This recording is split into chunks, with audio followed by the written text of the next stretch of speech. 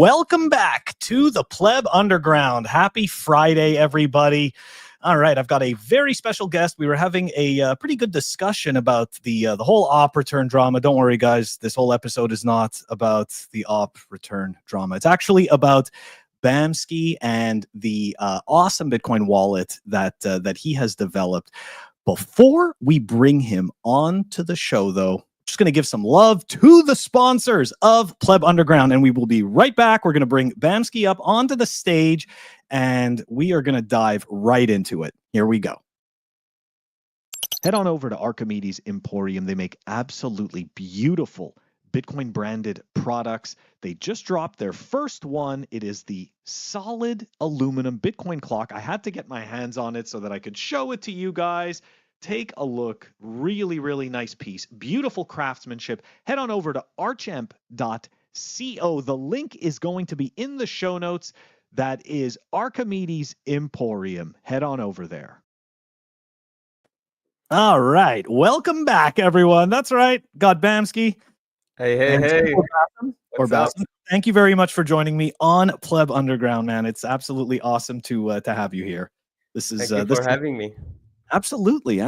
So, before we dive into it, right? In the pre-show, I was just explaining how essentially I think our first conversation took place in Twitter Space not too long ago, and we were talking about the op return stuff. So before we get into the op return limit removal and all of that stuff, I just want to give the viewers and listeners, right? If they don't know you, if you don't mind just explaining a bit of your background. I saw from your Twitter profile you're a systems engineer. How did you get into Bitcoin?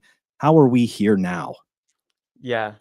So my name is Bassem, or you can call me Bam.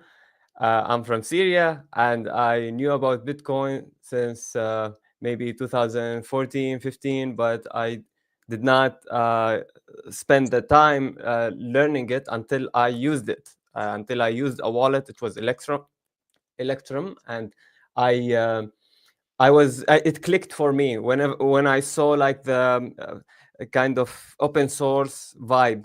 Okay, like there's no fancy GUI, or it's not commercial, it's not a company. And so I was like, okay, this is like torrent, this is like all of these fun, exciting stuff that we used to do, like I don't know, downloading torrents and stuff like back then. So I was like, okay, this looks very cool, and I started studying it. And we had I was lucky enough to study energy systems engineering in Turkey, and I understood that this is a very big project. This is not a small thing. So, but I couldn't understand it. So I just spent the time. I traded Bitcoin, traded shitcoins. I started learning about blockchain. Yes. I We love got blockchain. into this whole journey. Yeah, until until maybe 2020, when Clubhouse started, when the pandemic started, and we were on Clubhouse just chatting, and I got to talk with a lot of cool Bitcoiners, and they taught me that Bitcoin is different, and we started discussing Lightning, and I was like, okay, I have to study Lightning like very much, because it's very decentralized. It's much more decentralized than all the L2 projects on Ethereum or any shitcoin chain.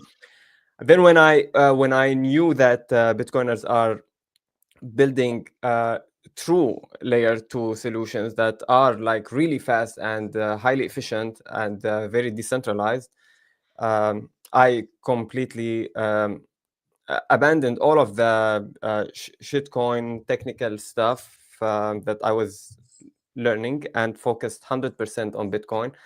And then I got to know like all of the incentives of Bitcoin. Like I got to kind of I restudied like Bitcoin with plebs, with maxis. I used to have a very different idea.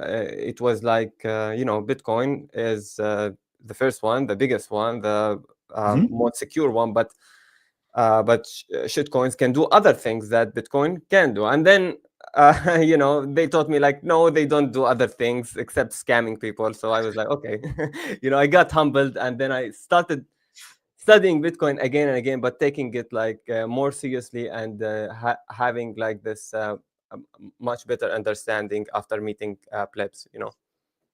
Yeah, very cool. And it's interesting, right? I've had obviously a similar type of journey when it comes to that.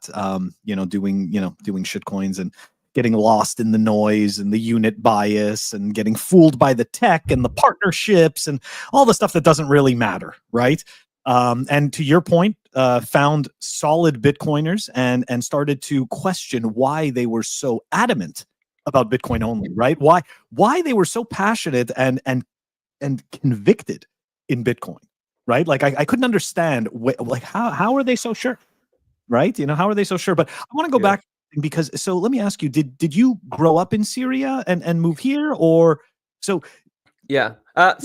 Yeah, Syria is obviously a very big rabbit hole in my life, and yeah, I'm not gonna talk about it so much. I recorded an interview with Access Tribe, okay. and they asked me about Syria, and we talked so much. We talked like maybe an hour about it, and we got very very deep into like all of the stuff that happened, the politics of it. So I'm not gonna spend too much time on it. But I would say, like, yeah, I was born and I grew up in Syria and in UAE in Abu Dhabi, Hmm. and I lived mostly in UAE. And then I went to Turkey, went to Brazil, to France, to a lot of places. So I'm kind of an international, global person. Okay. He's a Uh, nomad. yeah, I don't like to That's awesome. get just attached to one country, one nation, or something. I just see individuals, and I don't associate myself with ideologies or nations or state. I associate myself with the truth and with Bitcoin. That's really who I am. I really appreciate that. It Yeah. kind of reminds me of a quote from it was an old what was he? He was Count Cagliostro, and he said something to the effect of, um, "My nation is wherever my feet sit at wherever my feet stand at the time." Yes. Right. So that's a very interesting thing. My question to you though, very simply, and I do want to put the link to that episode. We're gonna do that. We're gonna put that in the show notes for people to go back and take a look. But I did have one question for you, just a general one. Um, do people just get Bitcoin over there? Like I've never traveled out there. I'm not gonna pretend like I'm some world traveler. The people who know me know that the most traveling I probably do is from the couch to the store. But I'm very curious though, because here, right in the States, like in my eyes, when Bitcoin is pitched or when people are explaining it, it's just, it's immediately just number go up and that's it. And I just want to get rich. So I'm just kind of wondering if the perception over there is a little bit different. Like, do people more, if they do gravitate towards Bitcoin, is it because of its qualities of censorship resistance and the hard cap and stuff like that? Or is it simply just, the Yeah. westernized type of, view Yeah, of I get it. you? Listen, man, it's Yeah. very hard for them to understand Bitcoin, especially with the psychological barrier of like the price, because it Mm. keeps going up, but so much, and they don't understand like that they can get a few, fractions of a Bitcoin, few sats. They don't understand that, and they think that it's just for rich people. And also, there aren't a lot of tools that will help them accumulate Bitcoin. And I'm working on that. I'm working with some local exchanges there, and trying to make them integrate Lightning. And I told them it's just like it's custodial. It's not going to be non-custodial for them. Like, don't teach them self custody, like, because fees are gonna rise and they're not gonna be able to accumulate. So there's a lot of like technical barrier, and what is Bitcoin? Like the first step of like teaching Bitcoin is very hard. a lot of them use USDT. A lot of them actually, like most of the population, uses cash, and they don't trust their their payment apps. They till now, and cash lost like 99.6% of its value since the war started in 2011. So $1 used to equal 50 Syrian pounds. Now it's worth like 11,000 or 13,000. Yeah, it's crazy, and it's hyperinflation plus war. So you can save in real estate. My family used to be fortunate enough to buy some property in Syria, but it was all destroyed completely. Not completely. Well, it's just we can rebuild it. We will rebuild it. So now that Syria is liberated, basically, hopefully it stays secure and free. But maybe not. Maybe war will start again. Because it's not just a civil war. It's a proxy war. It's an international proxy war. So it's a battlefield for all the nations to fight in this land. Okay, some people want security, other wants resources, or they want to protect some kind of minority group or something. So or gas pipes, or so there's a lot of fighting over this very strategic geopolitical place area. There's a lot of military industrial bullshit. Yes. Let's be honest, right? That just ruins people's lives. Yeah. And to get back to your question, right now they're just focused on water and electricity and like rent. And, they just want to survive. Yeah, they want to survive, but slowly we are seeing exchanges popping up, physical exchanges, and they love the idea of Bitcoin. And I proposed to the government. I wrote with the help of other Bitcoin volunteers. We drafted some proposal to regulate Bitcoin in the least intrusive way, in a libertarian kind of way. Okay, like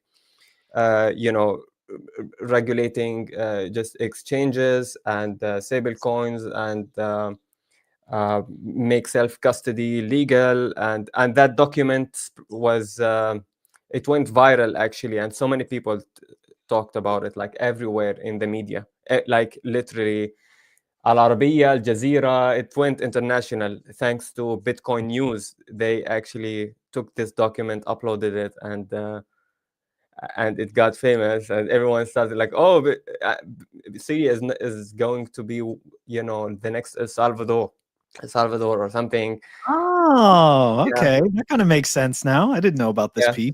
Yeah, because it's very hard. It's very difficult. But the new government, the new interim government, they are not opposed to it, but they don't know if it's like a priority. And I'm trying to push them. Yes, this is a fucking priority. Do it now.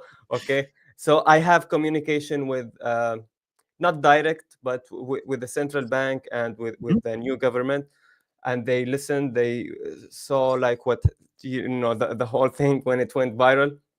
So it will happen, I think, but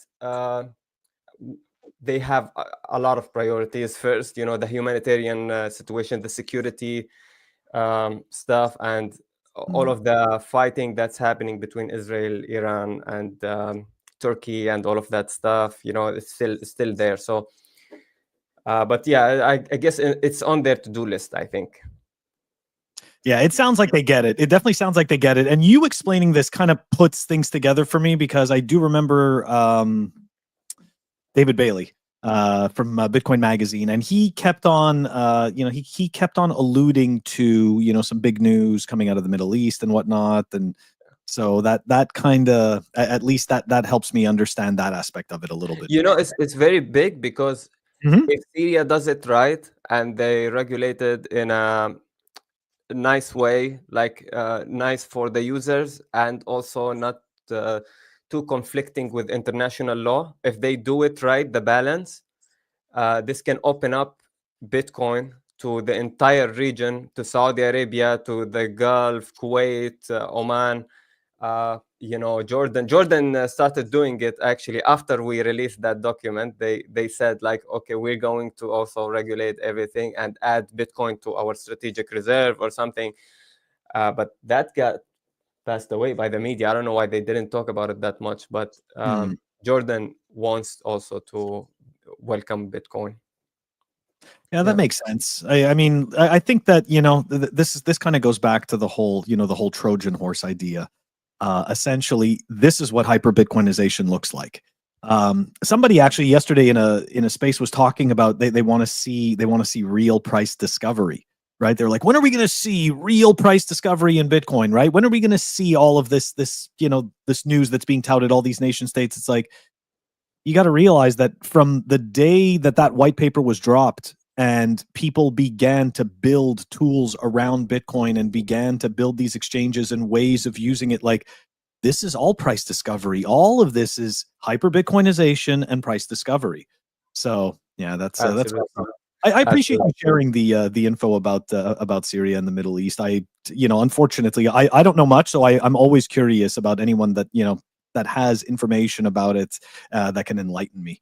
But we're gonna switch gears a bit, and on your profile, I noticed that you are a systems engineer. And when we were in the space together, we were talking about op return. Now, we're not going to spend too much time on the op return limit. Okay, this isn't the technical show. Although we do talk about technical things, it's not a specifically technical show, right? Where we break down into the the bits and bytes and the code and stuff like that. It's more of like overview and kind of like 10,000-foot view opinion. But the point I'm trying to make is that I'd like to know where you stand right now on this op return issue. You don't have to pick a side or anything. I just want to get a feel for what you're thinking about this. Okay. So first of all, like, there is the data that gets inserted into this inscription envelope, and there is the data from shitcoiners that will be included in the op return. Okay, so if you are someone who wants to shitcoin on Bitcoin, where do you go? I think the answer is pretty clear. You go to the witness data to get the discount, and that's very bad for node runners.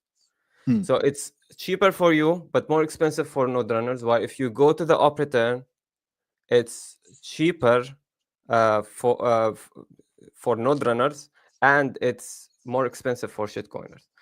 So I understand the logic behind why they wanted to remove the limit, kind of open the sewage. That's what Wicked was saying, like, just open the sewage, because there's, what are you gonna do? That's just a better, more efficient way for them to include their scams for us. But what I just really hate about, like, the side that was for removing the limit is they didn't know how to moderate the conversation, or they didn't have the conversation. They just blocked Mechanic when he just raised the concern that there might be some conflict of interest, and so you don't block him. There's no good moderation. This is what I mean. Like, you could have just replied and said, we don't take these concerns into account,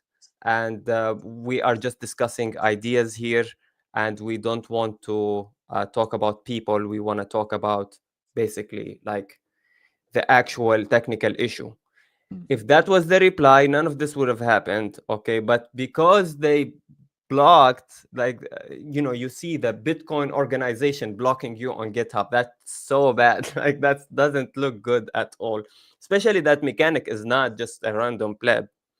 Now, I know the guy. Like, I've seen him. I've heard him.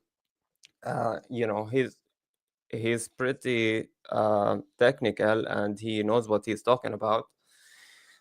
But what happened was just like kind of a miscommunication. I would hope that we have better moderation.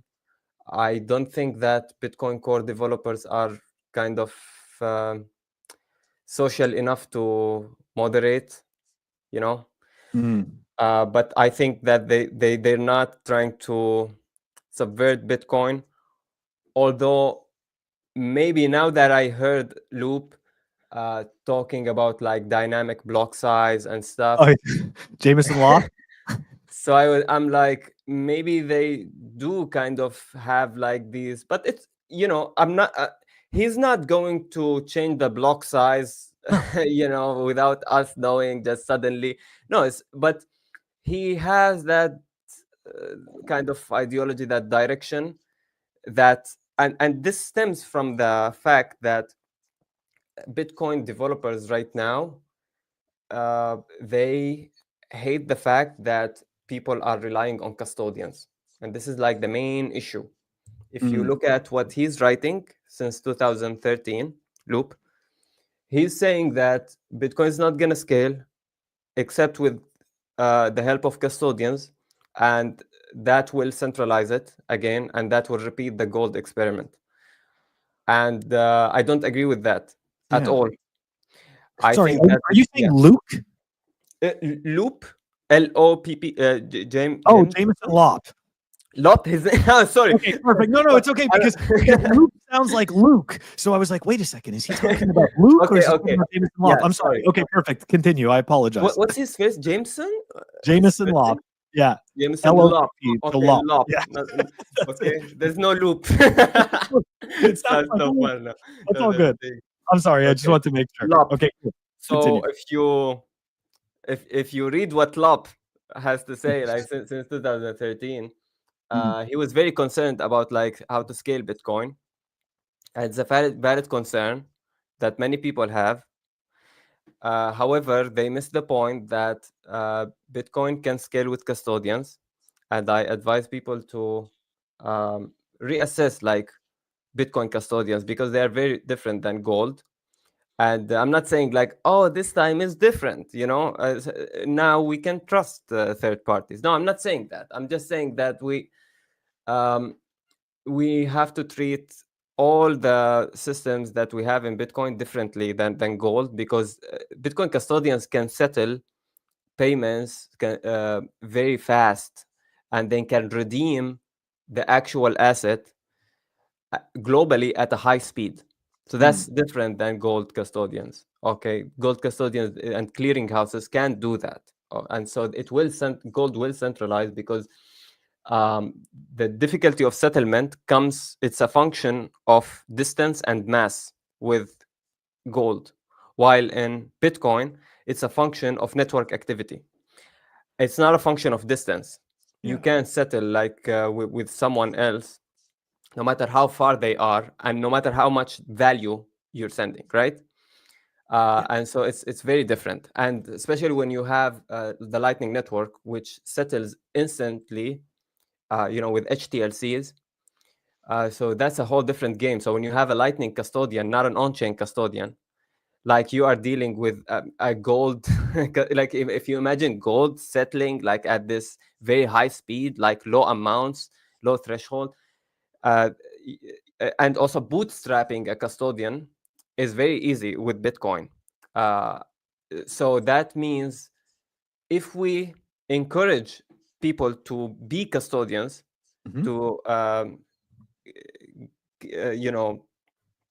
build their own nodes and sort of advertise their own services and their fees and be competitive and have this huge global market of private banks. And this is something that Hal Finney talks about a lot, about scaling Bitcoin through private banks. I think that would work out. I don't think it will. It's not self-custody. Of course, it's not self-custody, but self-custody might be a privilege in the future, unless you can get consensus, like with like maybe every 2 years or 3 years on like changing the code so we can have more opcodes, and that's very risky, and people are not going to then they're not going to accept, especially if they have like billions of dollars of value. They're not going to be very welcoming to plebs having self-custody. They don't give a fuck about plebs having self-custody. Okay, So if you want to be more realistic, is having a lot of custodians.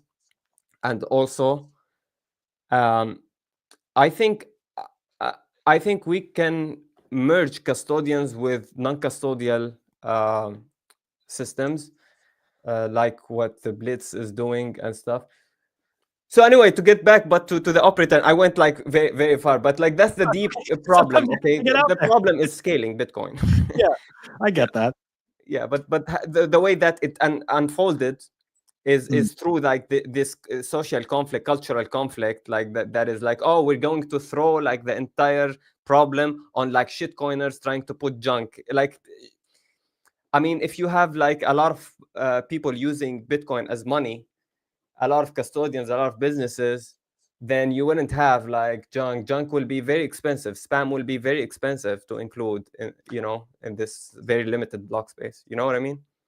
And to your point, I also noticed that so I was also of this belief, and I'm not even sure if I don't believe it yet anymore, but essentially it's that financial transactions will eventually crowd out the junk, right? This is Absolutely. or the spam, right? Like this is what we'd like to believe, or at least this is one of the talking points that I had convinced myself of as well. I was like, well, wait a second, right? Like what's more important?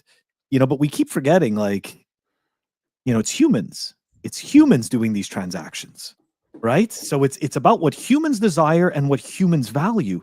And again, if the majority of people, for whatever reason, seem to value putting garbage, and again, I guess I'll call it subjective garbage, not to offend people.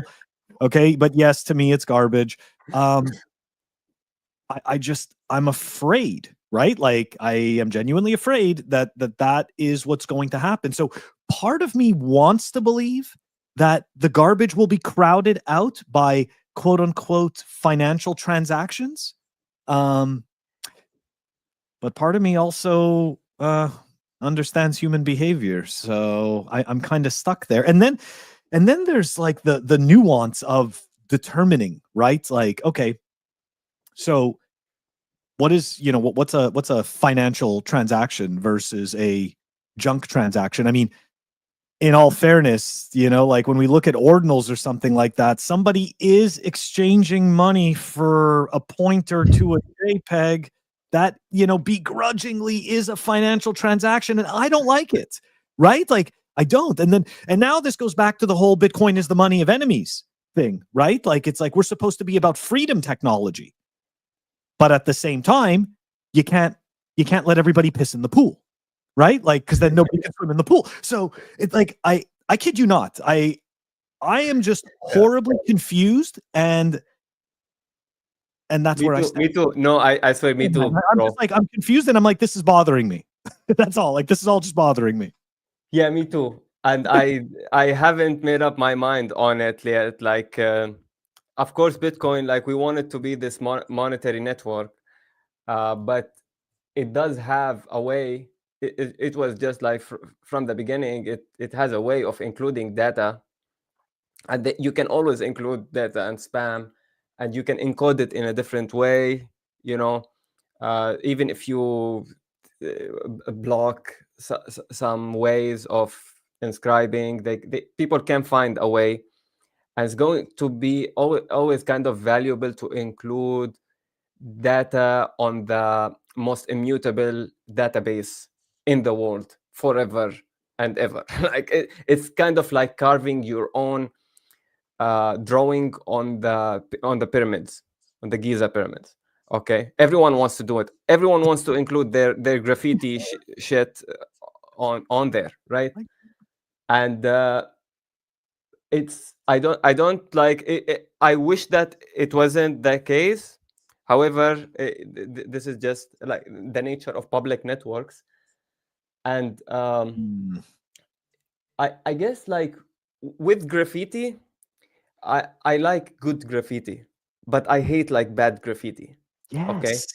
and so I just like I like things when they are inscribed on Bitcoin that have meaning, like when Satoshi wrote the first block, you Yeah. know, Hansler or, on break.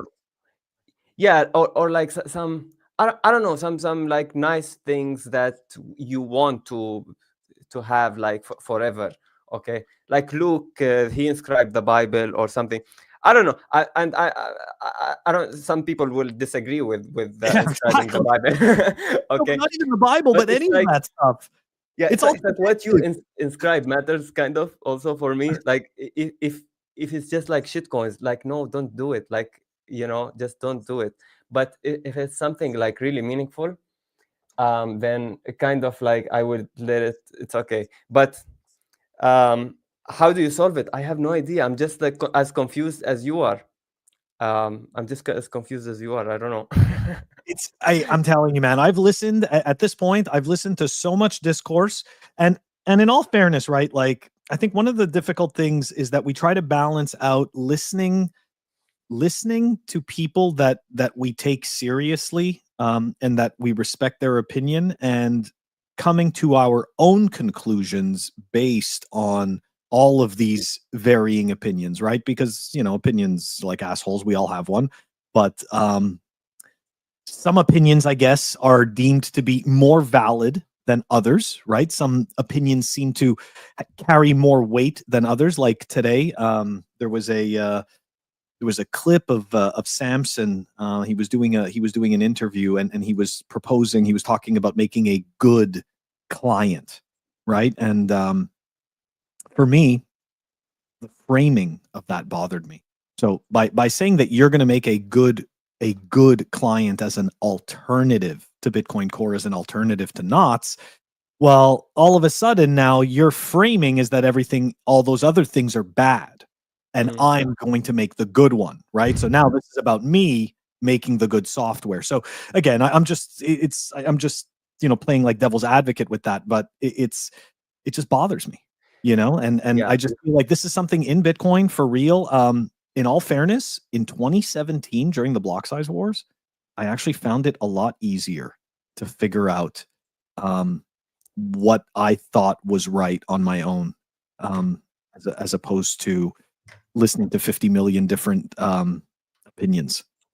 As opposed to this, there is so much nuance, and there's multiple parts, right? There's different pieces to all of this moving at the same time. Like for me, this whole argument is three different things, right? It's the fact that there is companies that essentially want to do certain activity, and they are incentivized to make that activity cheaper, okay, so that they can essentially push through their agenda. There's also I'm talking about Citry in that case.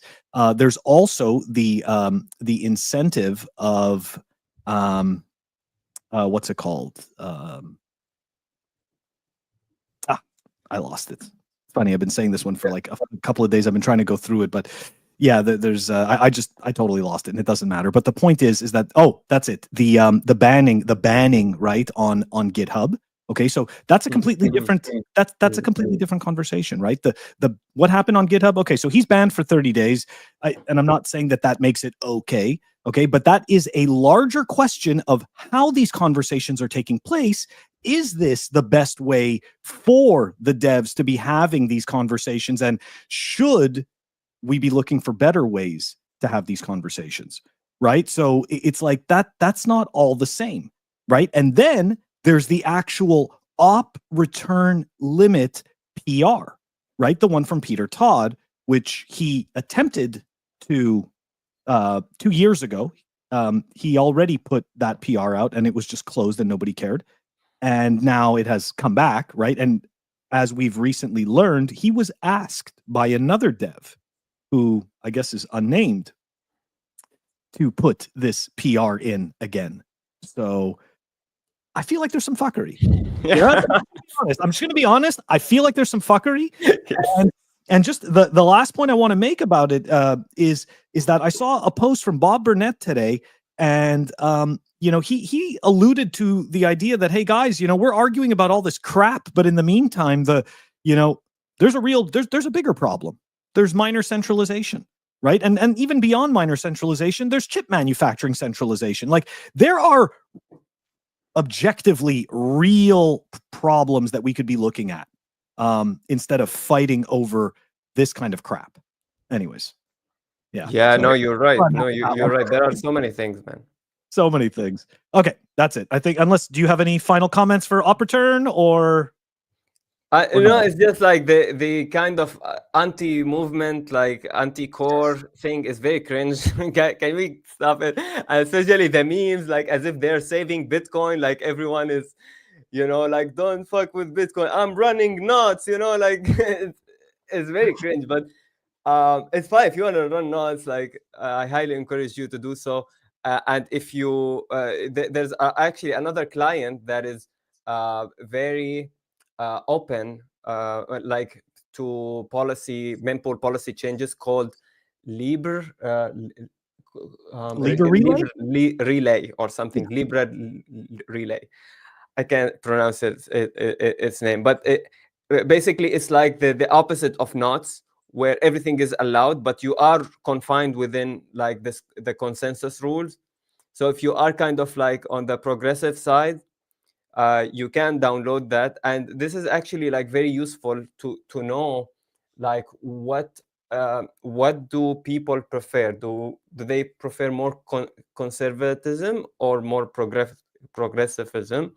If they adopt like this client so much, like the new one, then we know that core ought to be more progressive, because most people are going with that as opposed to knots. But if knots is like maybe 5% of the network, and that other progressive client is like 2%, then we know that we need to keep core as is.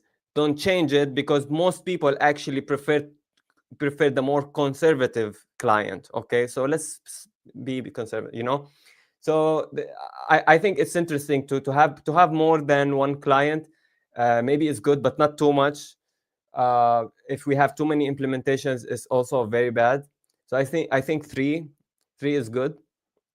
Maybe I don't know. Samson Mao, today I saw him like talking about making his own new That's right. client. Make the good one.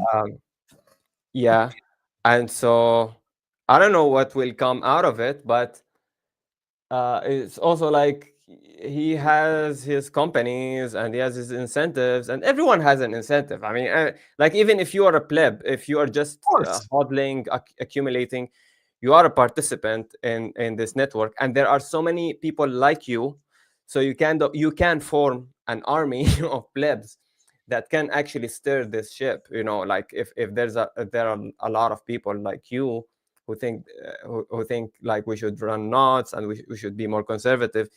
Uh, but you individually, you don't have like that much power as you think. Like, oh, I run a node, then I have a full, you know, vote, and so it's like it's not one person, one vote.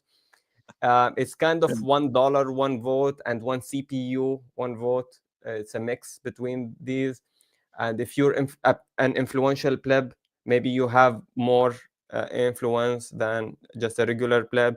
So don't think about it as like, oh, I don't know, everything's gonna be like how I'm gonna decide is gonna be. But if we have like multiple clients, I think it's a good thing, and I encourage people to run their own nodes and form their own communities, and mobilize and assemble, you know, your own community. So we have an Arabic community, over 1,000 plebs on Telegram, and some of them have companies in Saudi Arabia or UAE, exchanges, big exchanges, Coin and like Rain and stuff. So and we kind of have our own like point of view. We have so many miners in Kuwait, you know, in Oman. So we kind of, if we agree on something, we kind of have a vote. Like when we discuss all of these things together. So make your own community. Like it's very important. Yeah, I totally agree. And I just wanted to touch back on what you said, right? You know, just for the record, I'm not I would obviously never advocate against having multiple client implementations and stuff like that, right? As long as they all follow the same consensus rules, I don't care. But a couple of points though, in terms of the I find that there's like a group of people that want to introduce complexity. Now, I don't think that these people are necessarily all working together. I don't believe that there's some secret cabal. I don't believe that there's evil people that are like trying to do these evil things or Maybe blah, blah, there is. blah. Maybe there is. You don't know. Right. Maybe there is, but I just don't like, I just don't automatically believe that that is exactly what's happening, right? To your point, I believe that people are acting on their own incentives, right? And sometimes people, are incentivized to create complexity in order to how could I say this? In order to make sure that they are needed. Right? You introduce complexity, right? Like it's kind of like the same way as like you introduce the problem and then you provide the solution. Yeah. You know, so there's that aspect of it. I'm not going to pretend that that doesn't happen. We are humans, okay? So to imagine that humans have not done that, that's just, I think it's kind of naive, and I'm not suggesting that you think that. But what I did want to say was that I do appreciate the conversation around having multiple implementations. I do appreciate that Samson stood up and said, "Hey, you know what? You know, I'm going to make my own implementation." I actually had no problem with that. Yeah. The second he framed it as he's going to make the good one, like, dude, you got to get off your pedestal. Okay, like this is the problem. It's like we need to stop trying to make this shit about us and make it about Bitcoin. And it's like the same theme over and over again. You know, so Absolutely love it. Yes. yeah. But all right, we'll stop. Okay, we'll stop with the op return stuff. I'm sure there's gonna be plenty of other conversations, and I'm sure that everything we're saying right now is totally wrong, but it doesn't make a difference. We're gonna move on though, because you did when we first started talking, you were explaining how you developed a wallet. You forked a wallet from Blue Wallet, and this is what really caught my interest. Okay, because I have Blue Wallet installed. I've had Blue Wallet for among other. I mean, I test a whole bunch of stuff, but Blue Wallet is one of the ones that I enjoy using for my watch only wallet, right? That connects to my Electrum server. So that way, for me, that is a use case of your own node, right? Being able to check your wallet without having to use somebody else's stuff. That's kind of subjective though, because I am using Blue Wallet and it is going to Electrum. Okay, I'll just pretend. But my point is that Blue Wallet I've always found was kind of like missing some UI, right? Like it's kind of like it's nice, it's good, it does what it has to do, and I appreciate it. But like I feel like the user experience has more to be desired. So when you started to mention that that you were doing this, I was like, okay, I definitely want to sit down with Bamskki and have a talk. And here we go. Just gonna share my screen very quickly, or not very quickly. One of the two. Okay. There you go. So this is cypherbox. Okay, so here we go. Onboard to progressive Bitcoin self-custody. And I really like the framing that you did. Like I really like the layout of the website. So before I scroll down and we dive into these different kind of user experiences that you've curated, why did you decide to do this of all the projects? Why? Because because I was teaching people how to use Bitcoin in Arabic. I have like an entire YouTube channel with like over 300 videos explaining apps and devices. Me and my friend Nasser from Saudi Arabia, and we do a lot of videos, education about mining Lightning or wallets or the economics behind Bitcoin or the humanitarian stuff. So I was teaching them about all kinds of wallets until I encountered like self-custodial Lightning, like Phoenix and Breeze and stuff. And I was like, okay, let me try to teach this stuff. I know how to use it. I know how to manage liquidity. I used to run my own node, and I have a Phoenix wallet that I know how to use. But let me try to explain it to newbies. And it was very difficult. I brought bottles of water and like a bucket and started filling these water buckets and like to just explain how to manage liquidity, because you can't receive money beyond your inbound liquidity, beyond the capacity, and you need to swap out using a third-party service to prevent like your channel from being spliced out. And it's like I was like, oh my God, this is so complicated. Nobody will understand this in Arabic. Like, trust me, like no one will understand how to use this. And I was like, okay, is it like beneficial to use this kind of stuff, because at the end of the day you want Lightning for small payments, for like fast payments. It's not cold storage. People always want cold storage in the end, right? Like, Lightning is for payments, receiving, sending stuff on the internet, but at the end of the day we just want like to hodl. Or if we want like to zap each other, then I'm gonna use Blink. Like that, it's very easy. Okay, and it is custodial, but it's very fast. It goes through Lightning, and you can withdraw um, if you see like if there's a rumor about like this custodian, you can exit like fast. Okay. Now it's not guaranteed that you will be the first one to exit. Maybe other people will exit before you or something, but at the end of the day, like, you are not trusting the custodian with your entire stack. You are trusting them with a small amount, with a threshold. Okay. Until you are able to economically exit to cold storage. Okay. And so I was like, okay, I rated all of the ways of using Bitcoin, and like I divided them into like I made like a table. So in terms of user experience, speed, and fees, and like security, counterparty risk, I took all of that, privacy, I took all of that into account. I was like, okay, what is the best way out of these methods to accumulate Bitcoin? And I was like, the best things, the best wallets in Bitcoin, the most desired and the most useful, the most used, are the custodial, Lightning, and Blue Wallet, right, and Sparrow. Yeah. And not all of these new experiments.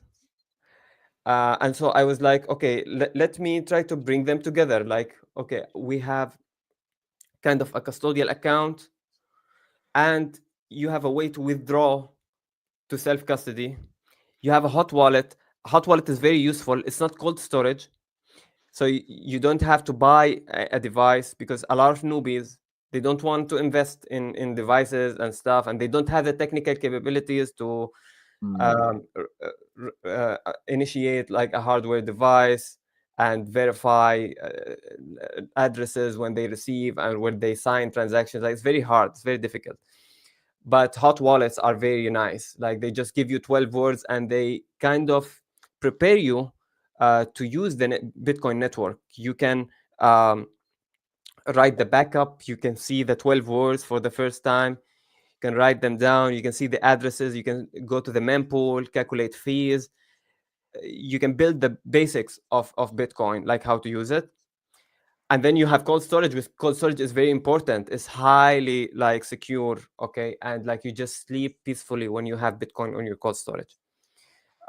So I was like, okay, let's bring all of these together. A custodian, hot wallet, cold wallet. That's it. Okay. But then let's connect them to each other and make a kind of write some instructions on how to use them. Okay. Like, first, level 1 is your custodian. You send, receive, and you accumulate until a certain threshold, which we have like a bar display. Yeah. So, by the way, a lot of people ask me, like, can I receive beyond like this bar? Yes, of course. Like as you can see, like the bar by default is like 1 million sat or 2 million sats. But you can receive more. It's just that it's not recommended, because you are taking a lot of counterparty risk. So and this threshold is subjective. So you can change it based on the level of trust, like with this custodian, if you trust them or not. So we are using Coinus, and a lot of people, it has a good track record. Yeah. And a lot of people enjoy using it, and it supports LNURL, Lightning addresses, send, receive, liquid. Yeah, these guys are out of Canada. Yeah. I've interviewed one of Adam? them. No, is it Adam? I think I interviewed the other guy. Okay. Maybe Adam. I'm not sure. The gentleman with the raspy voice. Um, yeah, I don't know. but I mean, it was absolutely awesome. I really do like what they're doing, and it's cool that you're using them. Sorry, though, continue. Yeah, I mean, you have Coinus, and you can send receive right now. Like if you open cypherbox, you can just first create an account on Coinus, like on their website, and then you log in to see your balance, to receive and send. And also you can press withdraw, so it kind of takes an address. By the way, you said something to that effect of Blue Wallet is the bedrock of this software. Okay, so we made it so that if you want to withdraw from Coinus to Blue Wallet, you have to copy an address from Blue Wallet, go to Coinus or your exchange or Strike or something, then paste it. And we were like, okay, let's take that complexity from the user, and let's just make it one button that will take one of your addresses, one of your hot wallet addresses, Blue Wallet addresses, and construct a transaction from Coinus that will put that address, and you specify the amount, and then you just withdraw. Okay, and it's the fees for withdrawals are is not too crazy for Coinus. I mean, they only take like 0.1% conversion fee, and network fee plus network fees, which is, by the way, like maybe cheaper than Kraken, than withdrawing from Kraken or Binance. Um, so it's very cheap, and we don't take any fees. Like cypherbox, we are a company, and we developed this. So I incorporated a company, and we developed this software that is open source, fully for free. It's and the code is available for auditing, for non-commercial use, and you can look at it, you can verify it, you can reproduce the APK, and we don't have our own servers or anything. So it's completely like your software, your device running this software that is Blue Wallet with the funky interface called cypherbox, and connected to an API of a custodian. So there is no cypherbox company in that whole thing. We don't custody funds. We don't have any sort of control. Not even like your vaults or your on-chain wallets are not connected to our node. They are connected to the node that usually by default Blue Wallet connects you to. And you can change that. You can connect your own node. So we're kind of like completely like a ghost cipher box. Okay, like the company that the software that you download has nothing to do with us at all, and it's free. We don't take any fees.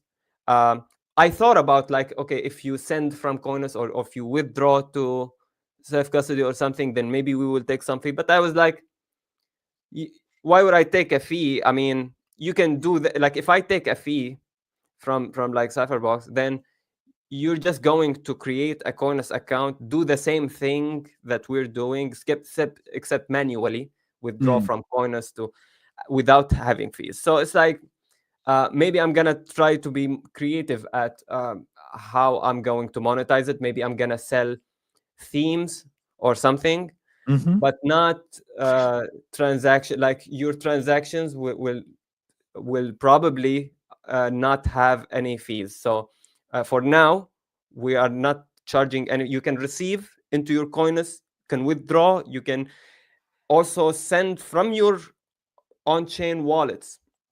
By the way, you can connect your cold storage. Also, you can have a hot vault, a cold vault. You can move between them, swap between them, or swap between Coinus and one of your vaults. So they're all connected to each other. You can send and receive from your own vaults.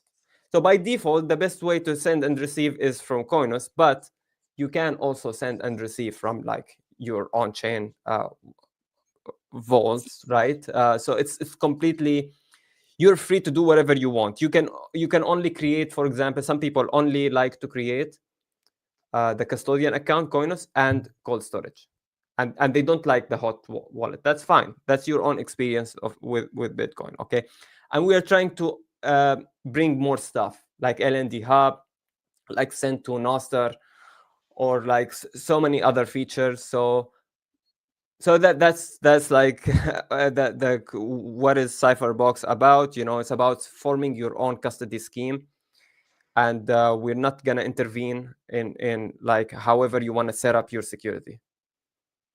I really appreciate you giving us that overview. I like I like that you offer these different tiers, right?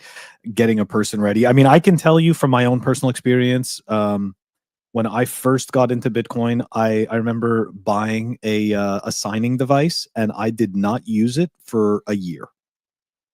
I just did not feel comfortable enough yet, and yet I didn't realize how stupid I was being leaving my Bitcoin on the exchange, right? Like, because my brain was still in the trusted third party world, right? I could trust them, trusted third parties, even though I already knew that I couldn't because I had already been debanked in Canada. So anyways, question for you. I noticed that you have the APK for Google. Any plans for iOS or no? Yeah, absolutely. I was working I on know iOS is iOS. a pain in the ass. I know they're a pain in Yeah. the ass. So I've worked with them. I've had to submit software packages to them before, and not for my own software because I don't write code, but for engineers that I worked with. And I can tell you, every single one of them says the same thing. They find it a lot easier to work with Google than they do with We actually started with Apple, and Of course, of I course you did. worked my ass off to deploy it, and they accepted What happened? the app, but but they said because you are making a crypto wallet, then you need to register as an organization, not as a person developer. And so when I tried to, and we have an organization, we have a company, and it is regulated, registered, everything. We have a bank account. We have like every like document we provided to them, but then they refused, probably because I'm in Europe. The founder is in Europe, whereas the company is in the United States. I think so. I think this is the case, and this is why they refuse. So I'm making like a new organization in Europe and trying to reapply again. But they didn't tell. The problem is that they didn't tell us why. Of course. Yeah, and they didn't, and they said we're not going to let you appeal the decision. There's no way to appeal, and we're not going to refund. We're not going to give you a refund even. Like it's a complete scam, and they stole $100 from me, man. Yeah, man. Trusted. There you go, guys. There it is. Trusted third parties, right? Yeah. Rules for me and not for me. I mean, and this is, Trash, I'm man. glad. So Honestly, Bam, I'm glad that you're explaining this because there are, for every person like you that is explaining this particular experience that you've gone through, there are thousands of other people that simply just don't say a word. You know what I mean? And they just don't talk about their experience and they just kind of go away. But if more people made noise and explained how this is ridiculous, this is just, ridiculous rules from Apple, then maybe they would actually change it. But it's when you're, when you're trying to fight against the 800-pound gorilla in the room, it's not easy. Yeah, it's It so messed easy, up. man. Like when you think about it, like you have everyone's using iPhones and they have a monopoly over like this platform. Everyone's using their devices. And their devices are really good, to be honest. Like the software and the hardware are integrated together in such a way that you cannot replicate it easily. It's kind of a hard problem to solve. It is. And in all fairness, right? Like, not that we're touting Apple or anything like that, but they have built probably the most comprehensive and profitable ecosystem of devices I've ever seen. So let me ask you this, because we're going to wrap up soon, but do you have any plans? Because I noticed in your third in the third tier over here, hold on, the advanced, right, is cold storage. So I guess my question to you is, do you have any plans of developing a device? Yeah, I thought about that. And there's you got actually the front end. there's a guy who made this device, and he called it cypherbox also. I saw it on Twitter. And I tried to ask him, like, hey, can we work together? And he said, like, no, I'm working with someone else. And but he 3D printed like this DIY kind of device, and he installed a software. It's a shitcoin wallet also, but it's kind of fun. I If there's anyone who's into like DIY 3D printing and wants to do like, you know, a business of selling like hardware, maybe we can install Seed Signer software on it and sell it like, or just like sell maybe like a node device, the kind of like Umbrel is doing or something. I don't know how I'm going to monetize it. I just know that it's a great idea that, Mhm. and a lot of people are happy with, like the people who use it in our Arabic community are very impressed. Like they tell me like, did you really like do it? Like they can't believe that an Arabic person is like developed something, but they really enjoy it. And so far, like it just works. Maybe Mm. you have like some UI issues here and there, but mostly it's just very um, very quick.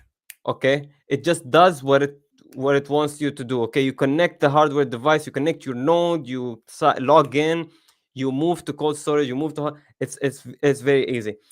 Am I going to do a device or something? Maybe it's fun. Yeah, I don't know. Well, you should definitely. I mean, like, I'm not telling you what to do, but I would think about it. I feel it as though there isn't actually enough competition in the signing device realm.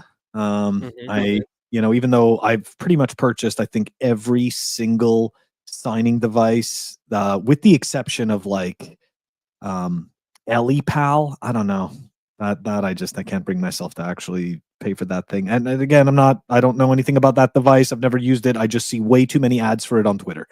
Okay, so Yeah, that it's for trash. me, like, It's trash. It's a there's too shit many red coin, I flags. think. Yeah, Yeah. it seems like it. Um, but yeah, I think it's a good path. I've got this little thing here. I don't know if you've ever seen this one, but this is from 21 20. I think it's Oh Heart yeah, I've seen it. And the 21 person devices. who developed it, he was very excited about Cypherbox, and he used to message me and telling me like, "What is Cypherbox all about?" Because I kind of wanna develop Integrated with my its hardware device in wallet. order to be compatible. Yeah, I haven't used it, but how is it so far? I mean, I only used it to test it. A lot of times I buy these signing devices just to test them once or twice. Um, because obviously I have my main devices that I use, right? And then I have the whole bunch of stuff that I test. I really enjoyed it. I really enjoyed the user experience with it. This thing freaking paired up with Nunchuck. And by the way, that's what I wanted to say.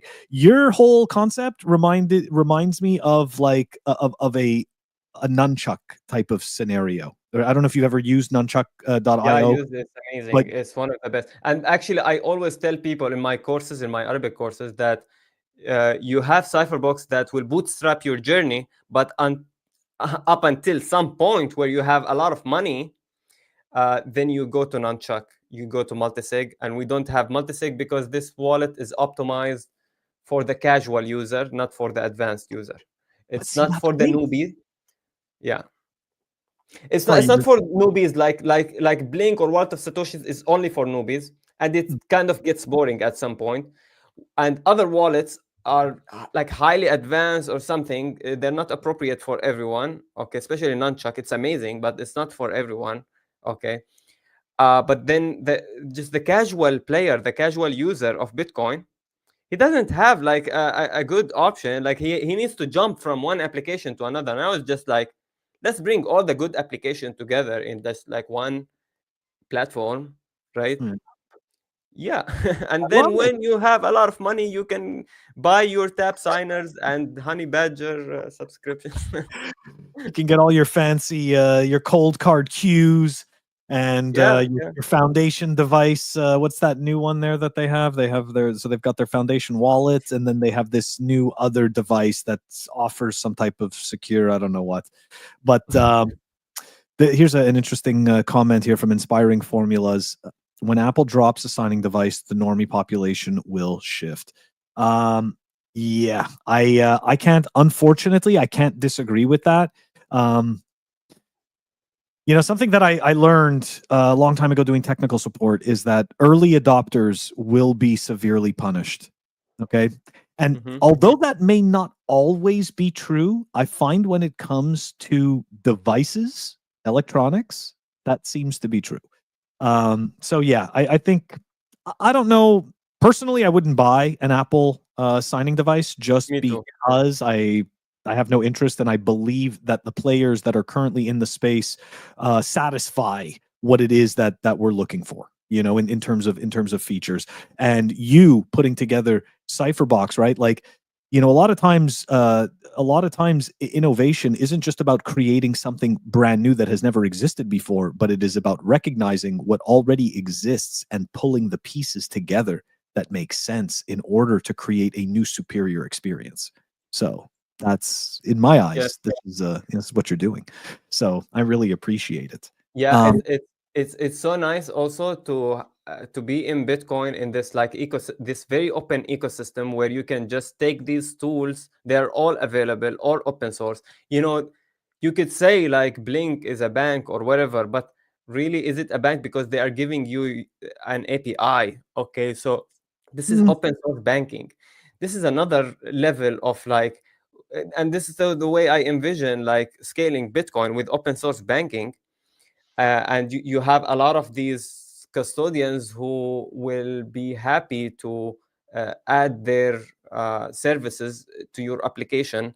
Like we have NWC in Nostr Wallet Connect now, where you can mhm. like log in to like your custodian account uh, inside of like some application. That's very very different. Okay, you can't have that with gold. Okay, you can't have that with fiat even.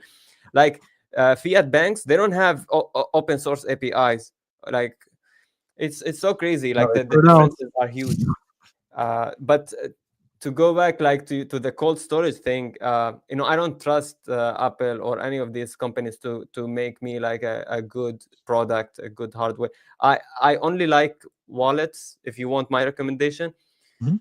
that partially signed Bitcoin transaction standard is vital for me. Like if I'm not uh, signing in a air gapped way through this like standard, I don't really like, I don't like Bluetooth, I don't like USB. So and It's a trade-off. It is. I it is, agree. but I it's agree with just, you. I to me agree. It's it's tough. the highest form of security I think for cold storage and stuff like is the Air gap. partially the PSPT Yeah, with multisig or something, you know. I agree. That's just my preference, you know. No, I do agree. I do agree. And again, it goes back to the trade-offs, right? It's some people of course feel that they're okay with, something slightly lower down where they're a little bit more comfortable. They don't mind Bluetooth, or they don't, something like that. But again, it's just about understanding the trade-offs and what you're most comfortable with. But I am in the same camp as you. For me, it's about it being air gapped. It's about using the dice rolls to generate your own entropy, and the partially signed Bitcoin transaction to me is like that final, besides using Sparrow, of course, but it is kind of that final step in keeping you safe. And then of course multi-sig is like, yeah, good luck. You know what I mean? Like, good luck somebody getting your coin in that case. But yeah, Yeah. we're going to man, bam. Oh, go ahead. I feel like you were about to say something. uh, Yeah, I mean, not partially signed Bitcoin transaction. People just imagine like scanning QRs, but it doesn't have to be this way. Like I think Cold Card does it with NFC. So it's very easy. Well, So, so uh, but I don't know. Do you think it's not if it's done through NFC, it's not as secure as like camera or something? I don't know. Well, okay, so this is the partially signed Bitcoin transactions I did with, I believe it was my MK3 wallet. I had to move a text file. Um, Yes.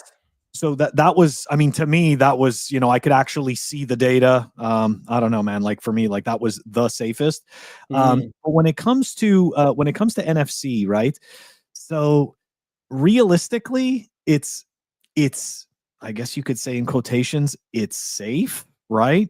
But technically, somebody who is capable can actually intercept that data, right? Mhm. See, so this is the weird thing that I find with hardware wallets, right? Like there's like different degrees of how could I say this? Like there's different degrees of the ease of which somebody can steal your funds or compromise your device. And what I have noticed is that without the attacker, number one, being very technical, number two, having access to your device, and number three, possibly having access to you personally. Mm. I feel that I feel that if you've done things right, like they need to possess all three of those things in order to attempt to compromise your Bitcoin.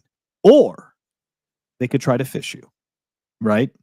With emails and shit like that. And, depending on what your storage is. So again, I feel as though a lot of times it's a lot of concern trolling.